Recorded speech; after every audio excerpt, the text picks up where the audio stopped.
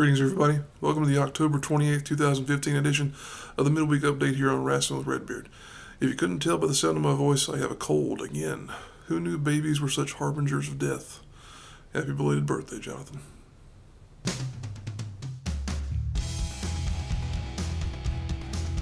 Number 5 story of the week is that the Young Bucks are having fun on Twitter claiming to have signed a deal with someone.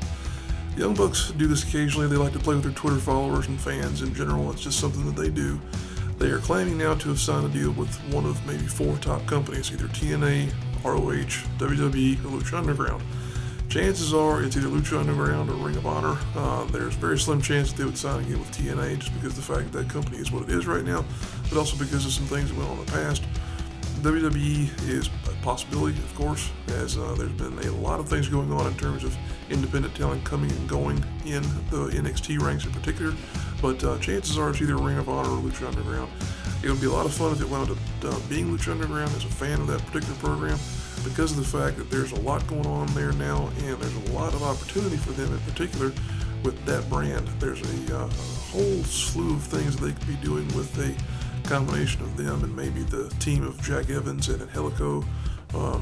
All kinds of things they could do in Lucha Underground. Of course, same is true for Ring of Honor, so we'll have to see what that pans out to be, but chances are you're going to be seeing a lot more of the Young Bucks in a lot of different places because those two guys are workhorses. They like to get around, and who could blame them? Because if you're hot, and they definitely are.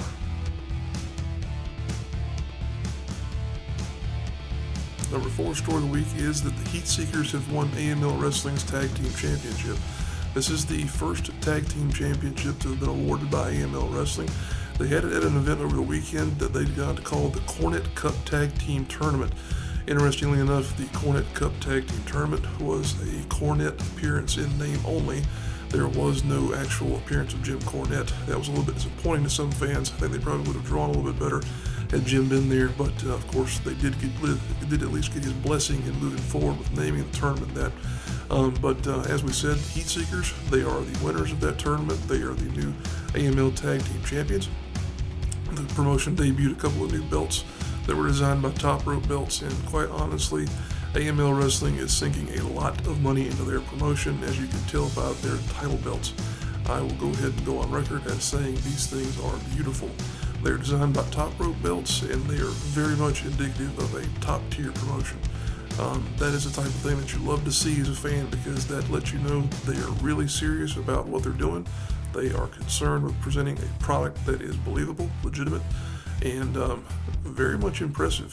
It's one of those things where you look at the belts and you see, oh wow, they aren't kidding around, and that's what you get whenever you look at the AML titles.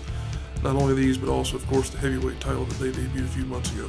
But congratulations to the Heat Seekers. They had a tremendous run there. They defeated not only Nuclear Casserole, but also the Wolves, as in the American Wolves. They're the TNA World Tag Team Champions. And also the Washington Bullets on their way to winning the first ever AML Tag Team Championship. That is a particularly big deal for them because they're also the NWA World Tag Team Champions. So they're a pretty high item in the world of independent tag team wrestling, so we'll hopefully see them back around these parts a lot more in the future now that they are AML Tag Team Champions. Number 3 story of the week is our reaction to WWE's Hell in a Cell pay-per-view. This was a pretty cool event. In all total, they had a few good matches there, a few great matches, and some stuff in between that was just kind of filler, to be honest with you. The 2 Hell in a Cell matches were phenomenal. They were brutal, they were visceral, they were every other kind of adjective you can think of that has to do with just 2 barbaric contests. The main event especially was a big deal because you had Brock Lesnar, of course, and taking on The Undertaker in what was being promoted as their final ever encounter. They lived up to that 100%, I will go ahead and say. A lot of innovation in that match, a lot of things that went on in there that you had not seen previously. Same could be said for Bray Wyatt and Roman Reigns' match. Theirs was probably not as brutal as Taker and Lesnar. That's what you expect, though, because here again, main event versus a fairly low on the card match, which is kind of amazing when you consider the fact that a Hell in a Cell match would be the number 2 match on the card. But be that as it may, there was a couple of good matches out there as well. The match that the people were talking about the most going out of it, we'll reference here in a moment, but it was the United States Championship, the Open Challenge, and John Cena issues. But no, I can't stop talking about the two Hell in a Cell matches, particularly the match with Taker and Lesnar. It was just a really barbaric contest, and there was some stuff going on there that you don't see very often in the form of the usage of blood and whatnot. Really sold the barbaric nature of that, so I can't say enough for those two guys, especially as upwards in his career as Taker is right now, for doing the things that he did in that match. Of course, you had the exposed ring there. It's something that you just don't see ever. But also in the match with Bray Wyatt and Roman Reigns, you had them doing a few things in terms of sticking weapons into the cage and various points of the ring. You know, just stuff that's not been done before, and that's kind of rare. So kudos to those two men there. The stuff in between, like I mentioned, with the exception of the United States title match, it was kind of filler. Even the the WWE World Championship match, it was the end of that storyline to where Corporate Kane goes away, so that's great in that is no longer going to be a part of the programming. Other than that, the tag team match was what it was. Not a whole lot there. To be honest, I miss Xavier Woods. He's a great addition to the New Day, but he was off doing his own thing. He's getting married this weekend, if you didn't know. But the Divas match, I don't think Charlotte and Nikki really do that much together. There was a few things in there that kind of exposed Nikki and not being maybe aware of where she was in the ring a few times there, but you could say the same for Charlotte. It wasn't a very cohesive match, I didn't think. It's kind of one of those things where they more or less got told, all right, go do whatever you want to do. But the real interesting thing is going to be to see where the United States Championship goes forward, because of the fact that Alberto Del Rio has returned. That's our number 2 story of the week. Alberto Del Rio has returned to WWE. This was a bit of a shock to a lot of people because of the circumstances that he left under. Of course, he didn't really leave. He got fired. There was a situation a little more than a year ago to where Alberto was involved in a physical altercation with a WWE staffer. He apparently struck someone after there was a racist remark or joke made, and they fired him. They had every right to do so at that moment in time. He's been gone since then, up and returned here this past Sunday at the Hell in a Cell, and won the United States Championship immediately. A lot of people have been wondering whether or not this was a possible sign that Cena could be getting a little bit of punishment because of the fact that he's now going to be going off and filming a TV show, because there was very little offense that Cena got in, but we'll see where that leads down the road there, because he'll be back later on in December, evidently going to be challenging someone for the United States Championship at that point in time, whether it's Del Rio, Sheamus, or someone else. That remains to be seen, but fact of the matter is, Del Rio's back in WWE, and also something that's worth talking about is the fact that they paired him up with Zeb Coulter as a manager or a mouthpiece. I think they're doing that because of the fact that they don't want people to like him. They want to present him as a villain. The thing about him, though, is that he's a very charismatic villain. I don't think you're going to have much success with that because people just plain like Del Rio. They like him being that kind of a jerk presentation, much like they did with The Rock years ago. So we'll see what happens. We'll see if it gets over or not. I'm glad to see Zeb Coulter back because he was always entertaining before with Jack Swagger, and the Real Americans gimmick was great. Now we'll see what they do with this association here between himself and Alberto Del Rio, who also, one more thing I'll add to this before I close, is an interesting situation because he is a AAA champion at this point in time. He holds the AAA Mega Championship, which is their version of a world title. So a lot going on there. Will they get to drop that title? Will they just strip him? Or what will happen there? We'll have to see. But suffice to say that old Del Rio is in for a lot here in the near future. And the number 1 story of the week this week is that NXT has been taken over by MidAtlantic Talent. To say that this is a very exciting time to be a fan of Mid-Atlantic Wrestling is a vast understatement.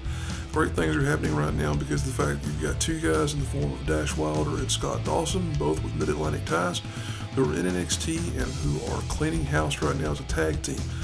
To give you a bit of a spoiler, if you watch NXT consistently like a lot of us do, they won the NXT Tag Team Championships last week at the tapings, and they faced the Vaudevillains, who are a perfectly fine tag team. I think the gimmick is a lot of fun, but they won, and I think they really surprised a lot of people because of the fact that these are 2 guys who, they are very old school. They are very reminiscent of the Brainbusters. If you don't know who that is, do your research, kids.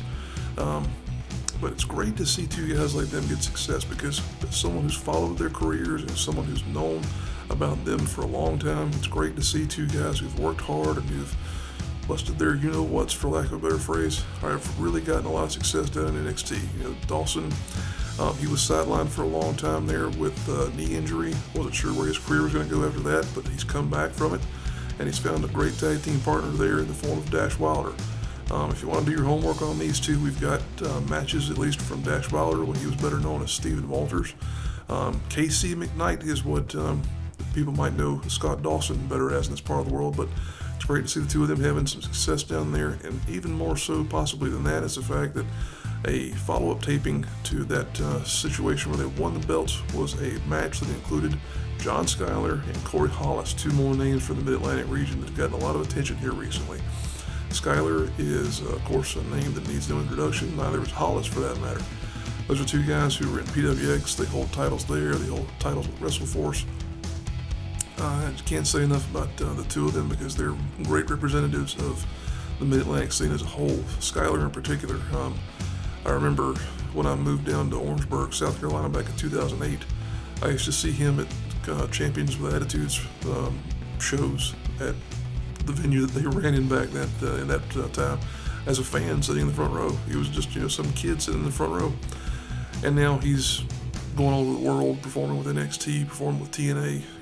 He's worked his butt off and he's earned what he's got. It's great to see, and it's proof to I think a whole new generation of talent in this area that, guess what, if you work hard, you dedicate yourself to it, you can do a lot of great things. And I hope that means the world to the guys who are out there working this particular weekend. And this weekend, as we transition over to our show segment, is going to be a little sparse in terms of some of the shows. We only have 5 events to speak of this weekend. Of course, it is Halloween weekend. It's one of those occasions where, as a promoter, you can't really run against the kids and the free candy. So can't fault anybody for that there. But like I mentioned, there are 5 shows coming up this weekend. I want to point out one in particular. We spoke of WrestleForce there a moment ago. They've got their Survival Games show coming up this Sunday, November 1st. That'll be a big event. Survival Games is always one of the best WrestleForce shows of the year, so make sure you come out and check that out. I should say. We will be hopefully there to provide some coverage. If not sure where we'll wind up next, but we're hoping to be at Survival Games because it'll be headlined by Team Skyler versus Team Stevens. That's John Skyler heading a team of himself, Adam Page, Corey Hollis, and BJ Hancock, taking on Chase Stevens' team, which will be himself, the Bravado Brothers, and Cedric Alexander. A lot of talent in that match, needless to say. Let's go ahead and roll those posters, and we'll get you caught up on what's happening in this part of the world this weekend.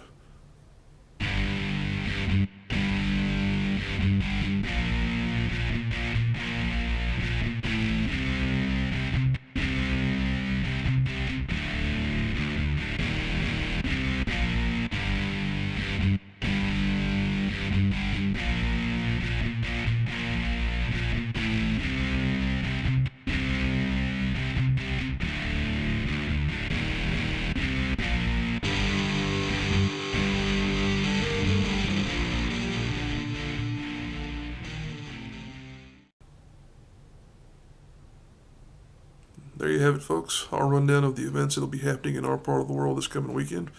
If you are a promoter, a wrestler, or in some way involved with a wrestling promotion, and you didn't see your poster there, it's because of the fact that we didn't know about it. We try and peruse social media as best we can to stay abreast of what's happening in this part of the world, but we do miss things. So if you are involved in any way, shape, or form with the company, please send us your stuff. We'd be glad to have your poster on the website, here in the midweek update videos, and other places that we try and promote the shows, because that's what we're about here on Rasslin with Redbeard, making sure people know of the talent and the promotions that exist in this part of the world.